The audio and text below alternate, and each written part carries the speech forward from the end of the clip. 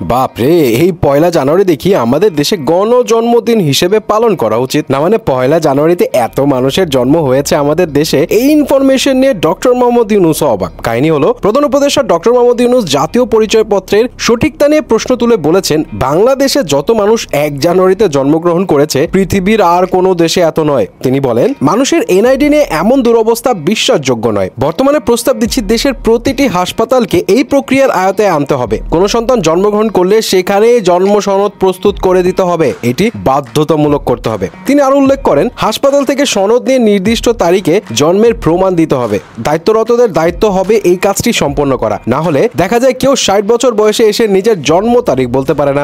এটা সত্যি যে আমাদের অলমোস্ট অনেকের ফ্যামিলিতে এমন দাদা, নানা, চাচা, ফুপু কেউ না কেউ পাওয়া যাবে যাদের জন্ম 1 জানুয়ারিতে। জন্ম তারিখ না জানলে জন্মদিন হয়ে যায় 1 জানুয়ারি। যাই হোক, ডক্টর মোহাম্মদ ইউনূস আরো শকিং যে ইনফরমেশন শেয়ার করেছেন সেটা হলো, দেশের জাতীয় পরিচয়পত্রের তথ্য বিশ্লেষণ করলে দেখা যায় প্রায় 50% বেশি নাগরিকের জন্ম তারিখ সঠিক নয়, যা হতে পারে আরো বেশি। তার কথা হলো, এই জিনিসটা একটা ন্যাশনাল কারণ একজন মানুষের পরিচয় শুধু নাম নয়, জন্ম তারিখ সহ তার সঠিক তথ্য থাকা নাগরিক অধিকার। অথচ আমাদের অনেকের পরিচয় গড়ে ওঠে অমুকের ছেলে, অমুকের মা, অমুকের শাশুড়ি হিসেবে, কিন্তু নিজের নামে কোনো তথ্য নেই। তাই তিনি জোর দিয়ে বলেন, জন্মের পরপরই শিশুর নাম ও জন্ম তারিখ নির্ধারণ করে রেজিস্ট্রেশন করতে হবে। যাই হোক, এখন আপনার বংশে কার জন্মদিন 1 জানুয়ারিতে জানেন তো?